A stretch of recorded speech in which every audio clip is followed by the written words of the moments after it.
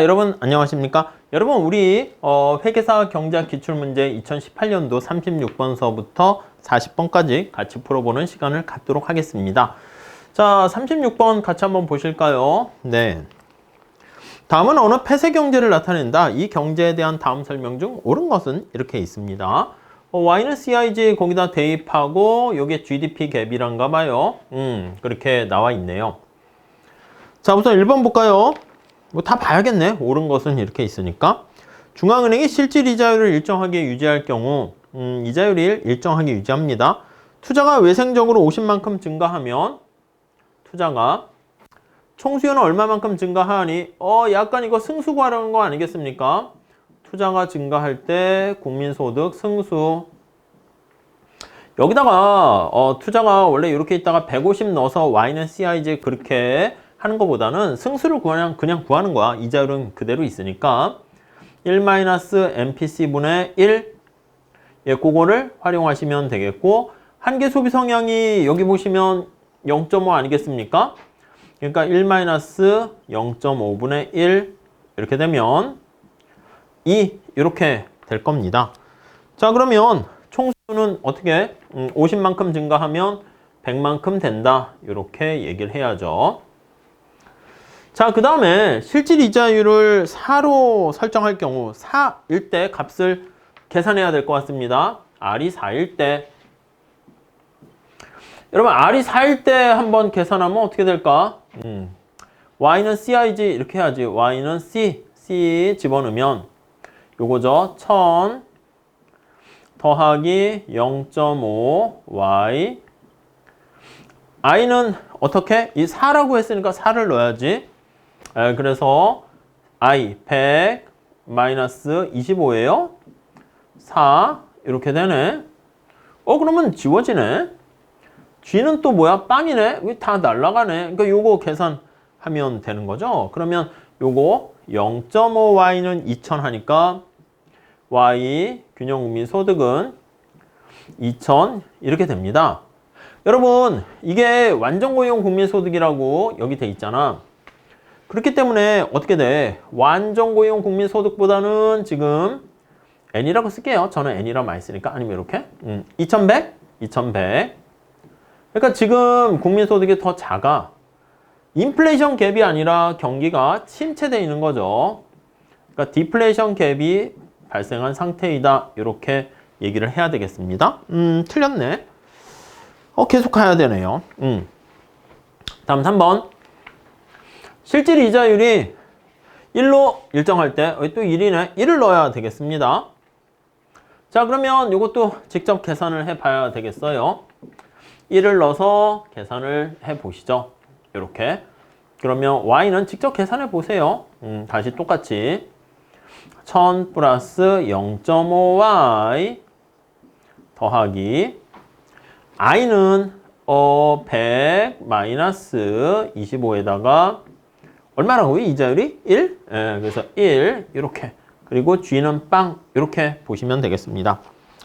자, 그러면 이거를 계산하게 되면은 이때는 인플레이션 갭이 발생해. 자, 그러다 보니까 여기 총 저축이 투자보다 많다라는 건 어떻게 돼? 그러면 이거는 디플레이션 아니겠습니까? 그래서 디플레이션. 그러니까 지금 이 경우는 이 인플레이션이 발생하는 거니까 초과 저축이 아니라 초과 수요가 발생한다. 이렇게 해야 되겠습니다. 오케이. 다음 4번. 중앙은행이 실질 이자율을 인플레이션 갭이 0이 되도록 설정할 경우 여러분 여기 보시면 인플레이션 갭과 디플레이션 갭이 0이 되도록 이 얘기는 무슨 말이야? 완전 고용 국민소득을 달성한다는 얘기지. 그래서 지금 현재 국민소득이 완전 고용 국민소득과 같을 때 그러니까 쉽게 얘기하면 완전 고용 국민소득이 2100이니까 2100이 되도록 만든다 이겁니다. 여기 식에다가 2100을 집어넣으면 되겠습니다. 자, 그러면 Y는 2100이야. 그래서 C 집어넣으면 1000 플러스 0.5Y 이게 또 2100 넣으면 됩니다. 더하기 투자는 어떻게 된다고요? 100-25R 이렇게 됩니다. 그래서 100-25R 그리고 G는 빵. 이렇게 되죠. 자, 그러면 여기 나와 있는 것처럼 얘가 얼마다? 2100. 오케이? 되십니까? 얘가 얼마다? 2100. 이거 R값 구하면 되는 거지 뭐. 오케이? 이거 R값 구하게 되면 R값이 또 거기 보니까 이자율이 이게 GDP 거기 인플레이션 갭에 맞춰서 R 이렇게 되면 이 R값을 구할 수 있는데 이 R값이 2가 됩니다. 2. 그러니까 사실은 이렇게까지 물어보는 건데 여기서 이제 더 물어봤어. 뭘 물어봤냐면 투자는 얼마게? 이렇게요. 여기다 넣어야지. 여기다 2 이렇게 집어넣으면 되겠습니다. 그럼 투자는 50. 그래서 답이 4번. 귀찮아요. 약간 그렇지만 이제 계산이 아주 복잡하진 않아가지고 이렇게 보시면 되겠습니다. 자, 5번도 볼게요. 5번은 정부 지출 증가로 총 수요가 50만큼 증가했습니다. 그러면 정부 지출을 얼만큼 증가시켰을까? Y는 CIG에서 총 수요가 50만큼 증가하면 국민소득이 50만큼 증가했다는 뜻이야. 그러면 승수가 앞에서 본 것처럼 2가 되니까 정부 지출은 절반인 25만큼을 증가시켰다라는 것을 알 수가 있습니다. 자, 이때 중앙은행이 인플레이션 갭을 이전 수준으로 유지하기 위해서는 이전을 여기 이게 되므로 총수요를 인플레이션을 이전으로 유지하려고 하면 총수요를 그대로 유지하는 거야. 그럼 어떻게 해? 투자를 줄여야 되잖아. 투자를 줄여야 되는데 투자가 이게 마이너스 25가 되도록 만들어야 됩니다. 그럼 여기에다 어떻게 해야지 마이너스 25가 되겠습니까? 그거를 찾아내면 되는 것이죠. 오케이? 이해 가시겠죠? 네. 뭐 그냥 문제는 어렵지 않으니까 그렇게 정리하시죠. 4번 이렇게 되겠습니다. 자, 넘어갈게요. 다음 37번 볼게요. 다음 그림은 고정환율 제도를 채택하고 있는 어느 소규모 개방경제 ISLM BP 곡선을 나타낸다. 해외 이자율이 상승할 경우 여러분 근데 고정환율 제도면 어떻게 됩니까? 고제 편금 그것도 보시고 환율이 고정돼 있으면 여러분 ISLM 중에서 뭐가 움직여요? 환율에 영향받는 게 순수출이잖아. 그러니까 이거 많이 했죠. IS도 고정돼 있고 고정환율 제도에서는 환율을 방어하려고 하다 보니까 통화량이 늘었다 줄었다 이렇게 됩니다. 오케이? 자, 그러면 BP 곡선이 상방 이동합니다. 이렇게. 자, 이렇게 올라갔어. 이자율이 올라갔습니다. 자, 그러면 얘가 이제 지워지는 거지. 이거 많이 봤죠? 얘가 지워지는 거야. 지워져. 이렇게. 지워지고. 자, 그러면 지금 어떤 상황이야? 국내 시장의 이자율이 해외 시장의 이자율에 비해서 이런 관계가 되는 겁니다. 근데 그 내용을 보는 게 아니라 여러분 앞에 나와 있는 것처럼 IS는 지금 고정돼 있어. 야, 나 안 움직일래. 이런다고요. LM이 움직여야지. LM이 어떻게 움직일까요? LM이 움직이게 되면 균형으로 가야 되니까 LM이 좌측 이동해야 됩니다. 여기로 가야 됩니다. LM1 이렇게 돼야 되는 거죠. 그래서 이렇게 가야 되는 거죠. 자, 그럼 LM이 좌측이니까 통화량은 감소야. 감소. 국민소득 어떻게 돼? 감소야. 국민소득 감소. 뭐 이렇게 되겠네. 그래서 답은 2번. 이렇게 보시면 되겠죠. 이해 가시겠죠? 그래서 이게 먼델 플레밍 모델 관련된 ISLM BP 자주 출제되니까 좀 잘 체크 정리하시면 좋겠습니다. 자, 다음 38번 볼까요? 총수요와 총공급이 다음과 같이 되어 있는 경제에서 현재 균형점이 A로 되어 있습니다. 여기가 현재 균형점이야. 자, 이때 이 경제에서 기대물가가 여러분 기대물가가 일시적으로 상승하게 되잖아. 이게 이거 어떻게 되는 거야? 이거 많이 보셨잖아. 단기 AS 곡선이 상방 이동한다고. 단기 AS 곡선이 상방으로 이동합니다. 저기 루카스 공급 곡선에 직접 넣어도 되고 이렇게 되면 물가보다 기대 물가가 상승하게 된단 말이지. 이렇게 과소기대일 때 국민소득이 증가하는 건데 이거는 과대기대잖아. 과대기대 그렇게 되는 거 알 수가 있죠. 그래서 AS가 상방 이동하니까 이게 D점으로 이렇게 가게 됩니다. 자, 그런데 장기 AS 곡선이 이게 점선으로 되어 있는 여기가 완전 고용 국민소득 수준이 되는 거야. 그럼 D점에서는 지금 어떤 상황입니까? AS가 상방 이동했는데 D점에서는 경기 침체 상황이 발생하고 있습니다. 자, 그래서 여기 AS가 상방 이동하게 되고 그 결과 경기가 침체됩니다. 그래서 여기 나와 있는 균형 국민소득이 완전 고용 국민소득보다 작은 거 아니야? 이게 침체잖아. 그쵸? 그럼 어떻게 돼? 경제가 침체되면? 그래요. 경제가 꿀꿀해지면 모든 게 다 내려가. 비용이 내려가요. 특히 임금이 하락한다 이렇게 보시면 되겠습니다. 코스트가 하락하게 돼요. 원자재 가격 하락 이렇게. 그럼 이게 뭐야 이게? AS가 단기 AS가 다시 하방으로 이동한다 이렇게 보시면 되겠죠. 자, 그러면 침체 상태에 갔다가 얘가 다시 원래 상태로 하방으로 이동해서 A점으로 가게 된다라는 거 알 수가 있습니다. 자, 여기서 이제 단기 균형점은 D가 됐는데 장기에는 원래 상태로 되돌아옵니다. A로 되돌아와요. 그래서 답은 4번 이렇게 보시면 되겠죠. 오케이? 이해 가시죠? 예, 그래프가 있고 공급 곡선과 총수요 곡선 뭐 이런 게 식으로 있어서 좀 두려울 수 있는데 그래프 상에서 이동하는 거니까 좀 잘 체크해서 봐주세요. 그렇게 어렵지 않습니다. 다음 39번. 다음은 어느 개방경제 BP곡선을 나타냅니다. BP곡선이 이제 수평일 때는 국제수지가 자본수지 이쪽이 엄청 커가지고 이자율 탄력성이 굉장히 무한대에 관련된 자본이 완전히 자유로운 그런 시장을 얘기하는데 이렇게 우상향하면 완전히 자유로운 상황은 아닙니다. 자, C점은 경상수지와 자본수지 모두 균형 상태야. 근데 C와 D를 같이 비교하는 겁니다. 여러분, 우선 살짝 보면 C에 비해서 D는 어떻게 돼? 우리 해설에서는 소득을 증가하는 걸로 먼저 설명을 했는데 그냥 이걸로 보시죠.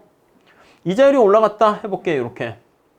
그럼 이자율이 올라가니까 R이 상승하면 해외보다 우리나라에서 이자율이 올라가니까 돈이 들어오지 않겠습니까? 달러가 유입되는 거야. 예를 들면 유입되어 자본수지는 흑자 이렇게 되는 거지. 자본수지는 흑자 이렇게 됩니다. 그러니까 우리가 여기 나와 있는 국제수지 나타내는 BP는 경상수지와 자본수지 이렇게 있습니다. 경상수지는 수출 빼기 수입, 임포트 더하기 자본수지는 이자율의 차이에 의해서 영향받는다. 이렇게 보시면 되겠습니다. 자, 그러니까 저기서 이자율이 올라가게 되니까 달러가 유입돼서 자본수지는 흑자 이렇게 되는 것이고 근데 이제 여기 보시면 같은 BP 곡선 상에 있으니까 국제수지가 요게 균형 이렇게 되는 거예요. 아시겠죠? 그럼 이제 경상수지는 적자죠. 근데 그것도 보려면 소득이 증가하잖아. 여러분 소득이 증가하면 자, 우리나라가 잘 살게 됐잖아. 그러면 어떻게 됩니까? 소득에 영향받는 게 수출이 증가해? 아니지. 수출은 다른 나라가 잘 살아야지 우리나라 물건이 많이 팔립니다. 또 환율에 영향을 받고 근데 여기서 우리나라가 잘 살게 되면 해외 물건을 많이 사. 그래서 M이라고 할 수 있는 수입이 증가됩니다. 수입이 증가해서 경상수지는 어떻게 됩니까? 경상수지 얘는 마이너스 적자 이렇게 되는 거야. 그래서 경상수지는 적자가 된다. 이렇게 알 수가 있습니다. 오케이? 이해 가시죠? 그래서 자본수지는 흑자, 경상수지는 적자. 요걸 찾으면 2번 이렇게 볼 수가 있겠습니다. 이해 가시죠? 자, 이렇게 보시고 자, 다음 40번 문제 같이 한번 풀어보도록 하겠습니다. 40번은요. 다음 그림은 그림이 많이 이렇게 담겨 있군요. 폐쇄경제에서 ISRM 곡선을 나타내는데 중앙은행은 다음과 같은 두 가지 방식 중에 하나를 통화정책으로 실시한대요. 다음 설명 중 옳지 않은 것은 이렇게 있습니다. 방식 가는 뭐냐면 이자율이 현재 균형 수준에서 일정하게 유지하도록 그러니까 이자율을 유지하는 거니까 약간 이자율을 중간 목표로 삼는 거야. 약간 케인즈에 가깝다라고 보시면 되겠습니다. 이자율을 중간 목표로 하는 케인즈 학파. 상대적이죠. 통화량을 현재 수준에서 유지하려고 하는 거니까 약간 통화량을 중간 목표로 하는 겁니다. 요거는 이제 통화주의 학파, 이렇게 보시면 되겠습니다. 고전학파라고 할게요. 네, 이렇게 되어 있습니다. 이자율은 변동해도 오케이 이렇게 되는 거죠. 자, 우선 1번 볼까요? 가해 방식을 사용하고 있어요. 똑같이 요거 같은 가해 방식을 사용하네. 이자율을 목표로 합니다. 화폐 수요가 외생적으로 증가하면, 여러분 화폐 수요가 외생적으로 증가했다라는 것은 수요 증가는 통화량 감소로 보세요. 그러니까 여기 나와 있는 이거는 통화량 감소로 LM이 좌측 이동한다 라고 하시죠. LM이 좌측 이동한다. 이렇게 해서 LM이 좌측으로 이동합니다. 좌측으로 이동. 여러분 이렇게 LM이 좌측으로 이동하게 되면 이렇게 좌측으로 이동하겠죠. 오케이? 이해되시죠? 자, 근데 가일 때는 어떻게 돼? 이자율이 올라가잖아. 그럼 이자율을 맞춰야 돼. A 방식일 땐 이렇게 좌측 이동할 때 가해 방식을 사용할 때는 이자율을 올라간 걸 내려야 됩니다. 그럼 통화량을 어떻게 해요? 통화량을 다시 증가시켜야 된다라는 것을 알 수가 있죠. 그래야 이자율이 올라간 거를 다시 원상복귀 하도록 만듭니다. 이게 그냥 틀렸네. 그냥 바로 1번에서 틀렸어요. 통화량을 증가시켜야 된다. 이렇게. 자, 2번 한번 볼까? 자, 가해 방식을 사용했는데 화폐 수요가 외생적으로 증가했습니다. LM이 좌측 이동했어. 근데 여기 나와 있는 경우에는 국민소득이 증가하지 않지. 왜냐면 얘가 통화량이 증가하니까 원래 상태로 되돌아가니까 이거는 원래 상태로 회귀해서 고정. 이렇게 보시면 되겠죠. 맞네요. 다음 3번. 가를 실시할 때, 자, 가. 여긴 재정정책입니다. 재정지출이 증가하면 요거는 LM 곡선이 IS가 움직이는 거죠. LM 곡선은 가만히 있고, 그러니까 IS가 우측 이렇게 이동하게 되는 거 알 수가 있습니다. 자, 그럼 IS가 우측 이동하면 여기다 그림을 그릴게. 여기 IS, 여기 LM. 자, IS가 우측 이동합니다. 이렇게 됩니다. IS가 우측 이동했어요. 오케이, 됐죠? 자, 그럼 여기가 Y고 이자율일 때 균형점이 이렇게 변한단 말이지. 자, 그러면 여기 보시면 가와 같은 경우는 어떻게 돼? 가와 같은 경우에 이자율이 올라갔잖아. 그러니까 이자율을 다시 원래 상태로 만들어야 됩니다. 그러면 가와 같은 경우에는 통화량을 증가시킬 수밖에 없게 되죠. 그래서 가와 같은 경우에는 통화량이 증가한다. 맞습니다. 통화량이 증가한다. 나와 같은 경우는 어떻게 돼? 통화량을 늘리면 안 돼. 나는 그냥 통화량을 그대로 유지하는 거야. 나는 여기서 멈춥니다. 나는 여기서 멈춰. 가는 여기가 되고. 그러니까 나 같은 경우에는 이자율이 올라가게 되겠죠. 그리고 소득도 증가합니다. 이자율이 올라가니까 당연히 구축 효과는 소득은 조금 증가하겠지. 근데 구축 효과는 그러니까 나타나게 된다라는 것을 알 수가 있겠습니다. 오케이, 이해되시죠? 자, 그래서 우리가 이렇게 2018년도 문제를 풀어봤는데 어려운 것도 있어요. 미시 부분이 좀 어렵죠. 근데 거시 부분에서는 좀 간단하니까. 근데 요즘은 또 거시도 어렵고 그렇습니다. 다 어려워요. 경작이 왜 이렇게 어려운지 모르겠지만 아무튼 여러분들께서 어떤 문제를 풀 수 있고 어떤 문제를 풀 수 없는가를 빨리 명확히 하셔야 되고요. 문제를 딱 보자마자 이거는 내가 풀 수 있네? 없네. 이건 내가 풀 수 있는데 시간이 많이 걸릴 것 같네? 찍자. 이런 거를 빨리빨리 잘 정리하셔야 돼요. 그렇다고 계속 다 찍으면 안 됩니다. 그러니까 먼저 이해하신 다음에 반복해서 속도를 올릴 수 있는 그런 문제들은 여러분들이 극복하셔야 되고, 그렇지 않은 경우에는 여러분들이 빨리빨리, 그 경작이 제일 중요하잖아요. 그러니까 잘 정리해 주시면 좋겠습니다. 자, 여기서 마치고요. 다음 시간에 또 2019년도 문제에서 찾아뵙도록 하겠습니다. 감사합니다.